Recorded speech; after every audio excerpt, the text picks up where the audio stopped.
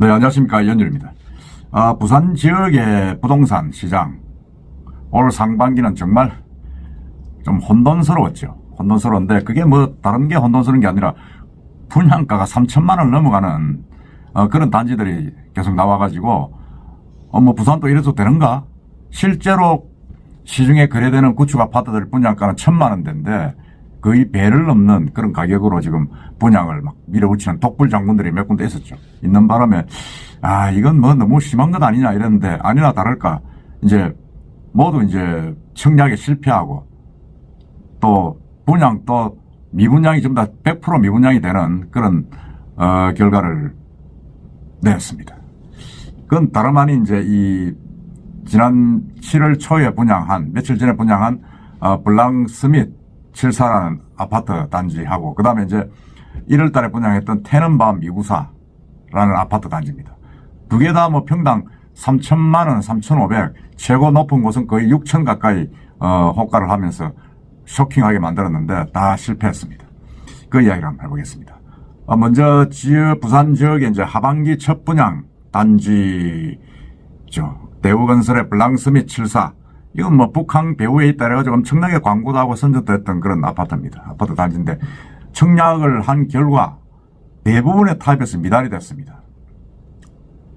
뭐 이 단지는 분양 전부터 고분가 논란으로 말이 많았죠.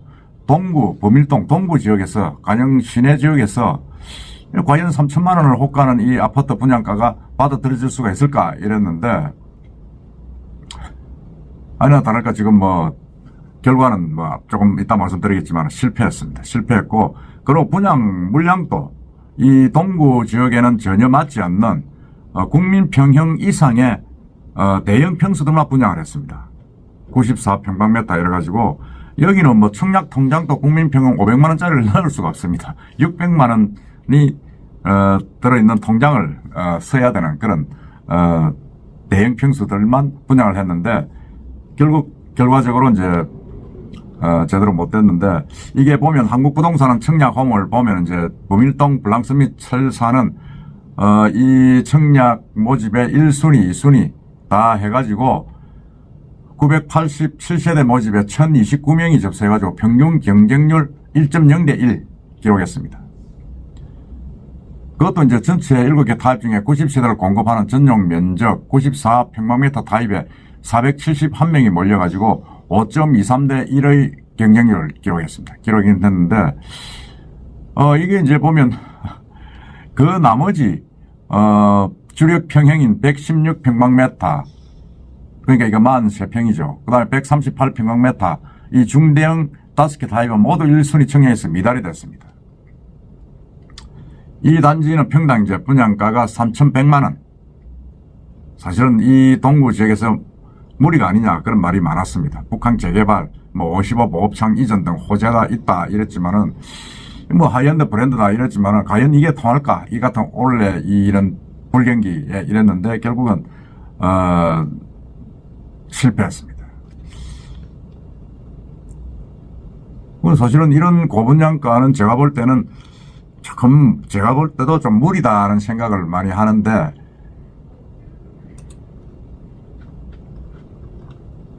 이 아파트들의 위치도 그렇고 전체적으로도 제가 볼 때는 그렇게 뭐 무난하지가 않은 그런 아파트 단지들입니다. 아파트 단지들인데 결과는 그렇게 되었습니다. 그리고 이제 한 군데가 이제 테넌바움 294. 여긴 정말 참 제가 볼 때도 좀 황당한 정도로 그 아파트를 분양을 했습니다. 이게 이제 후분양으로 좀 더 지어 놔놓고 이제 후분양을 해가지고 1월 달에 분양을 받으면 6개월 내에 잔금을 거의 다 내야 되는 그런 가격인데, 84평방미터 국민평형이 20억에 지금, 분양을 지금 했습니다. 분양을 해가지고 거의 경쟁률이 뭐, 얼마입니까? 이게 0.2대 1입니까? 형편없이 낮았죠. 낮았는데, 문제는 이제 이 분양가고 사실은 뭐 다른 지역에 비해서 거의 한 2억 이상씩 비싼 분양가들이고, 어떤 A 단지보다 B 단지는 거의 최고가가 84평방미터형이 20억입니다. 20억이면 인근에 있는 아파트 단지들보다 거의 10억이 비싼 그런 배가 높은 가격입니다. 꽤 높은 가격인데, 그리고 특히 더 펜트하우스니까 제일 꼭대기층은 거의 6천만 원을 호가하는 그런 가격이었습니다. 이는 무리수가 아니냐. 아무리 뭐 강한 대게가 보이는 오션보다 바다 조망이 가능하다 이래도 이거 좀 무리가 아니냐. 더더구나 이건 또 층별로 차등을 해가지고 바다 조망이 가능한 26층 이상은 또 아래층보다 거의 50% 이상 비싸게 또 분양가를 냈습니다. 그래가지고 이 294세대가 계약을 했는데 전부 다 계약을 한 것도 못하고 미분양으로 쳐졌습니다. 이 아파트 단지는 사실은 뭐 1월 달에 그렇게 이제 고분양가를 책정하는 바람에 부산의 평균 분양가를 엉뚱하게 많이 높이는 그런 부작용도 빚고 했는데 결국은 이제 뭐 사실은 전부 다 미분양으로 쳐져가지고 부산 지역의 미분양 세대수를 올리는데 또 혁혁한 공로를 했습니다. 참 이건 제가 볼 때는 이 두 아파트는 그렇습니다. 과연 이게 뭐 제대로 하려고 했을까? 분양의 의지가 있었나 하는 그런 생각을 지울 수가 없습니다. 이 테넌바움뿐만 아니라 그 블랑스밋 같은 경우도 사실은 지금 이 불경기에 분양이 안 되지 않겠느냐 하는 그런 자체 직원들의 의견도 많았습니다. 앞에 바다 조망이 보이는 앞에 보이는 아파트 동 호수는 모르지만은 뒤쪽에 이제 마운틴뷰 시내로 보는 쪽은 100% 미분양이 쳐질 수밖에 없고 더더구나 거기는 또 동구고 그 인근 지역보다 이렇게 비싸서는 중대형 평형이 나갈 수가 있느냐 하는 우려가 많았는데 일부는 뭐 중대형 평형이 그렇게 미달이 됐기 때문에 부산에 전체적으로 미치는 영향이 적다지만 제가 볼 때는 그건 뭐 그렇지 않다고 봅니다. 전체적으로 미분양이 또 쳐져버리면 부산의 분위기를 잡아먹는 거죠. 제가 볼 때는 계약을 한번 봐야 되겠습니다만 과연 이 블랑스밋도 계약이 몇 프로까지 될까 하는 그런 우려가 있고 이 테넌바움은 사실은 어떻게 보면 전략의 실패라고 봐집니다. 2021년도에 이제 짓기 시작해가지고 화제를 모았는데 후분양으로 한다. 그 당시는 후분양도 많았습니다. 왜냐하면 대우건설이 지은 대연동에 대연비치 지금 블랑스밋 서밋이죠. 프로지오 서밋인데 거기도 사실은 후분양으로 분양을 했습니다. 후분양으로 분양을 했는데 거기도 지금 뭐 분양가가 3천만 원을 호가하고 2,500, 3천을 가다 보니까 거기도 뭐 지금 미분양이 많이 쳐져가 있습니다. 안 팔린 집이 많죠. 아직도 거기도.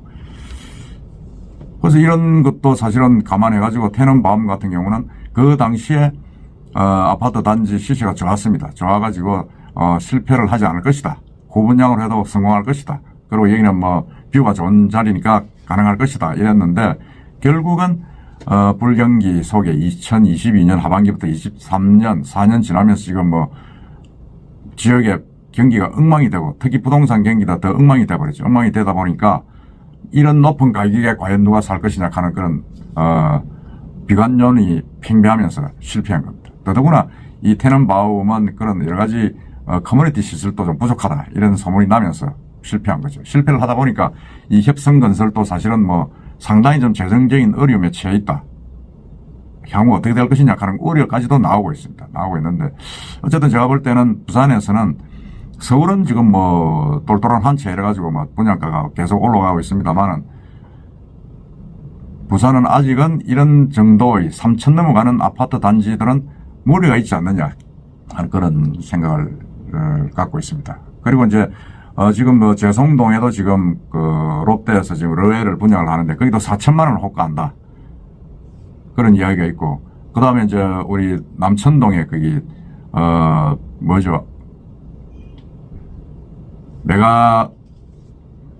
제가 퍼뜩 기억이 안 나는데 거기도 사실은 뭐 4천만 원이 넘는 그런 분양가가 나올 것이다. 지금 그렇게 이야기를 하고 있는데 어쨌든 간에 이 두 아파트들은 독불장군이었다. 지금 이 타이밍에서는 조금 낮추든지 아니면 경기가 좀 좋아질 때 시간을 좀 두고 했어야 하지 않느냐 그런 생각을 할 수밖에 없습니다. 할 수밖에 없고 이 분양가의 미분양은 향후 이제 해운대라든지 다른 지역에 지금 더 파인이 8월달에 분양하죠. 광안리에 있는 SK 더 파인 여기도 아주 고급인데 여기도 지금 3천만 원을 호가한다는데 과연 어느 정도 될 것이냐 하는 그런 우려를 좀 자아내고 있습니다. 하여튼 가장 지금 원래의 문제가 되었던 이런 고분양가 논란 두 개 다 지금 실패로 끝났는데 향후 어떻게 될 것인지 한번 더 지켜봐야 될 것이 아닐까 생각을 합니다. 여러분들 생각은 어떻습니까? 이상입니다.